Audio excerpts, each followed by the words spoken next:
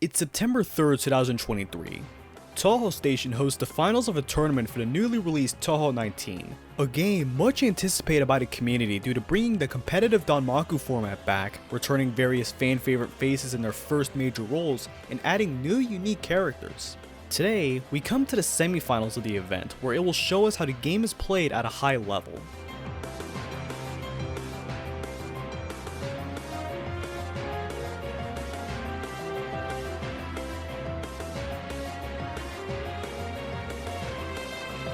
After a short round of matches, we now come to the finals featuring Suwawako fighting against Beat Mario, two equally skilled competitors using the same character. The winner of the tournament will get a fancy medallion and the chance to speak with the creator of Touhou, Zun.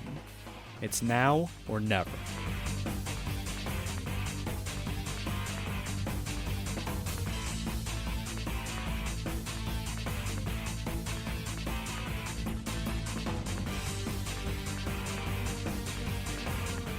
Suwawako won, got the medal, and the honor of winning the first Touhou 19 tournament.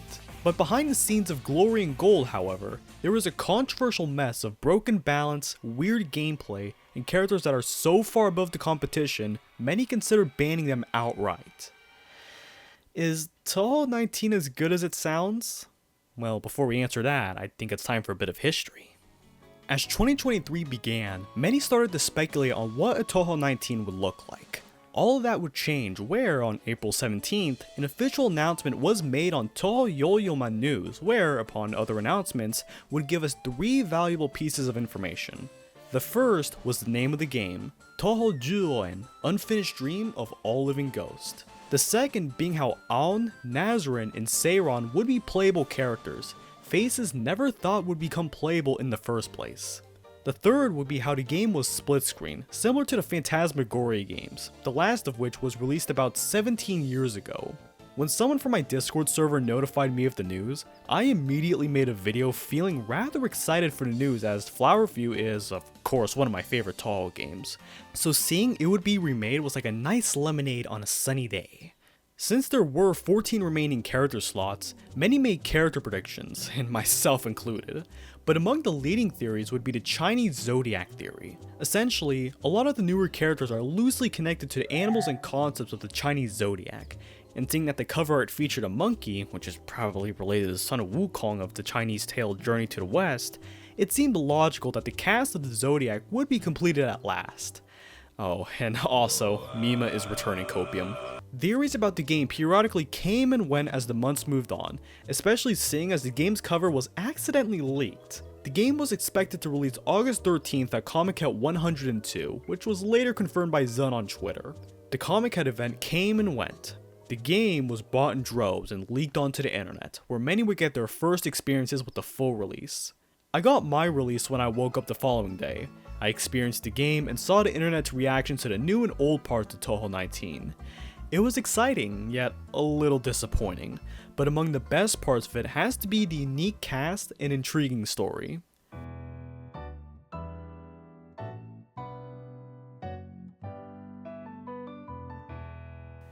As a game with 19 playable characters, there was a lot to go through, but I can assure you that when the full cast was leaked, people were hyped, like when a new Smash fighter releases.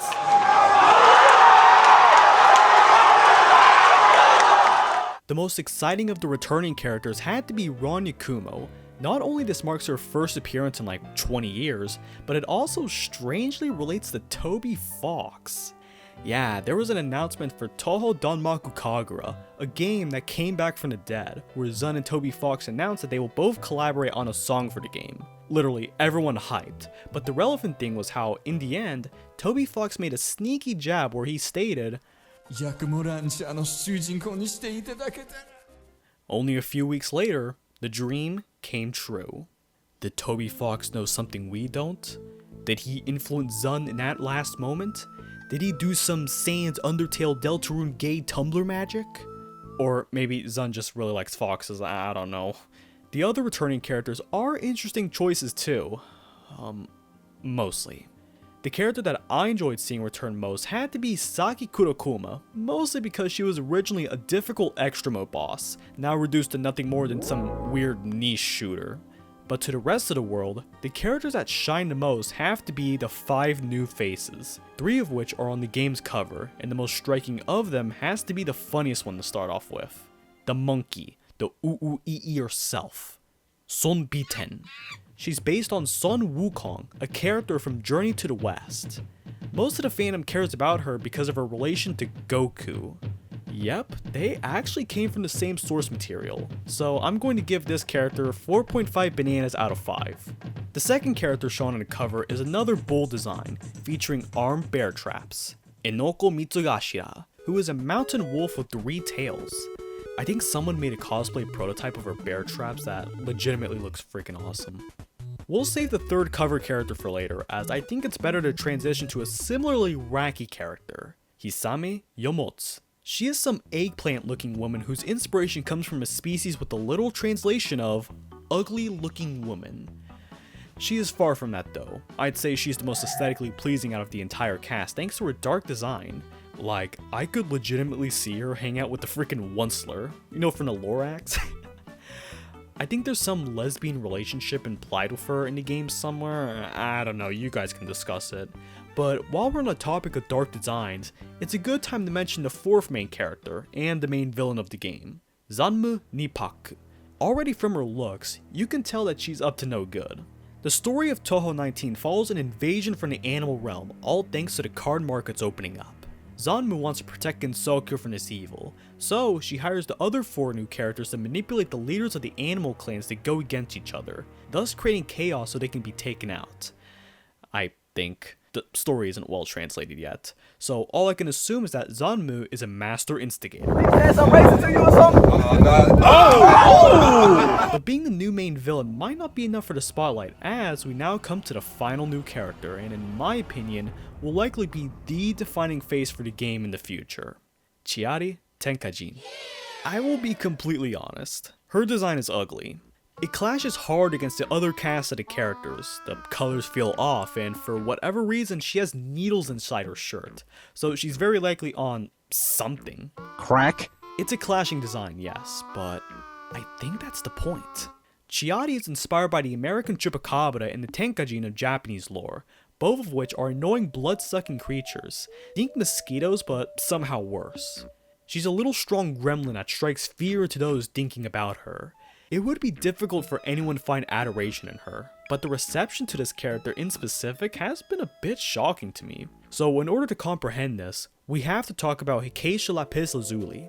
Her design was a departure from the typical Touhou girl aesthetic, featuring a punk-esque aesthetic that many did not like at launch, but as time progressed and culture changed, her design became more appealing, probably thanks to e-girl subculture, I don't know. It's possible that Chiari might become a beloved cult classic character in the future in the same manner as Acacia. I mean, they have the same text on the shirt after all.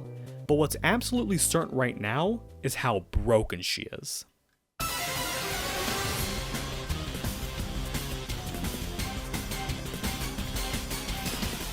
Now might be a good time to talk about how the game actually plays. To make sure I don't sound like a manual, I will keep it brief. It's a competitive danmaku, which sounds abstract but is rather straightforward. 2 players on both sides of the screen have to send bullets to each other via killing fairies or those colorful spirit thingies. They drop those little blue balls so you can build up a little gauge at the bottom to activate charge attacks to do some fun stuff. There are 4 levels of them, each with their own purpose, with the first and cheapest being a C1. They are a slightly more powerful version of a regular shot, universal to most characters. It's mostly used to speed kill bosses as C1s don't affect the other player's screen, limiting their use case. This changes with the C2 attack, referred to in-game as a skill. It fires a special ability that can vary widely depending on which character you play, so generalizing them is difficult.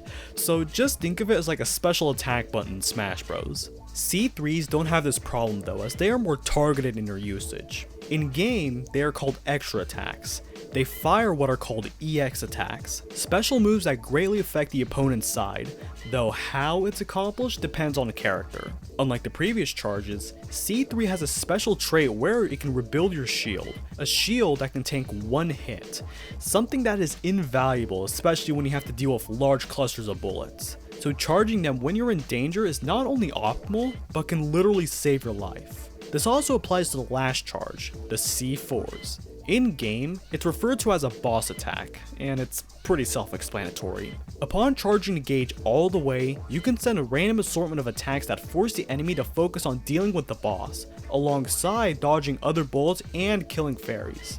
However, not all bosses are created equal. Some are little Timmy levels of easy quality, while others come from the depths of hell and exist to ruin the fun of anyone who plays this game. I have my opinions on some of the boss attacks, but others can find them to be easy. We in the business call this a skill issue. Of course, when talking about opinions, it would be a crime to not talk about the rankings of all the characters in the game. This leads us to the tier list. Keep in mind that the game is still fresh and lots of technical aspects are left to be discovered, so talking in depth about each character would not be wise. But when I was looking up tier lists for my research, I managed to find two consistent traits. The first being how Nazarene is universally seen as the worst character, where practically every aspect of her is between mediocre or the worst in the entire game. In between her and the top, there are various characters, each with their own special traits, quirks, features that attract some. It's often that you will see these characters change tiers, but the most notable of them is Yuma Toltetsu for her powerful ability to delete bullets with her C1 attack.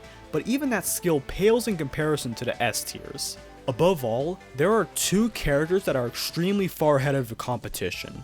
Reimu with her powerful and spammy C2 attack that destroys bullets with ease, and her bosses being absolute hell to fight against. And then comes Chiari.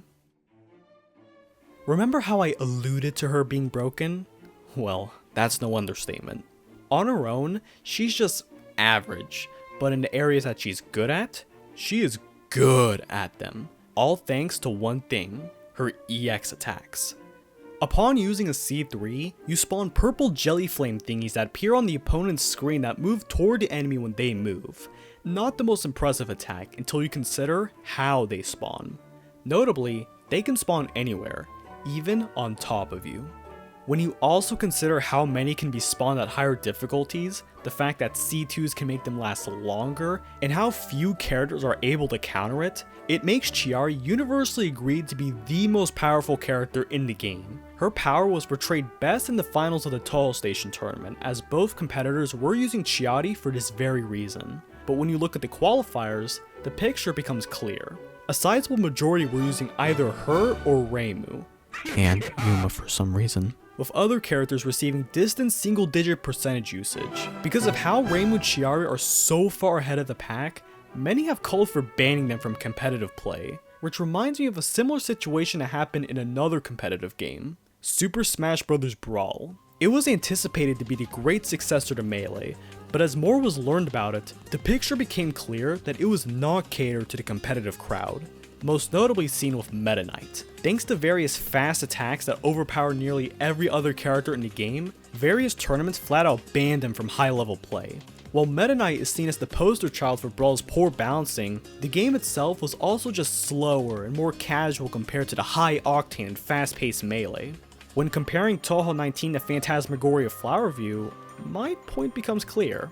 Phantasmagoria is a fast-paced game with simple to learn, hard to master tech, and a game held together with screws in some places, and in others by glue. Touhou 19's demo was released to high praise at first, but over time, the ugly side came to light, and in my eyes, have divided the community on how to feel about the game. Some love it due to its lore and characters, while others hate it due to its cheap balancing and removal of staple features like replay files and score without any reasonable explanation. Beyond this point, the discussion becomes really toxic and doesn't really go anywhere, so I think it might be best to talk about how I truly feel about the game. Upon release, I felt a mix of excitement and disappointment. The new characters were nice, yes, and seeing the fanworks featuring them just hours after the game release shows why I love the Touhou community. But on the other hand, something felt off. I felt like people appreciated the game more for its story and design than the actual gameplay. Coming from a person who played Phantasmagoria the most, it was a bit jarring going to a slower paced yet more techie game, but I feel like that's more of an issue on me than anyone else. That, the downright unusable online mode, and the sorta underwhelming ending to the story mode, it's a bit meh in my opinion. There are more issues I can talk about, but a lot of it stems from this one simple truth. The game is not for me, and that's okay. You don't have to like every game in the franchise. You're allowed to have dislikes, and you can prefer a previous entry in whatever media franchise you enjoy. That, or I just love being analed by Aki. All jokes aside, I think it's a good casual Touhou game for those looking to get into the franchise. It's easy too, just be prepared for a lot of wacky moments if you take the game far. I will likely revisit this game in the future when the community gives it more time to grow and mature. By then, we can take a look at how the game's legacy truly unfolds. But as seen now with the Touhou Station tournaments, they saw past the flaws and were all celebratory of the joy that this game will bring to many, which, really, isn't something I can take from anyone. Okay, but seriously though, you cannot deny that Chiadi is literally Meta Knight from Smash Bros. Like they literally have the same characteristics and traits. You get what I'm you get what I mean.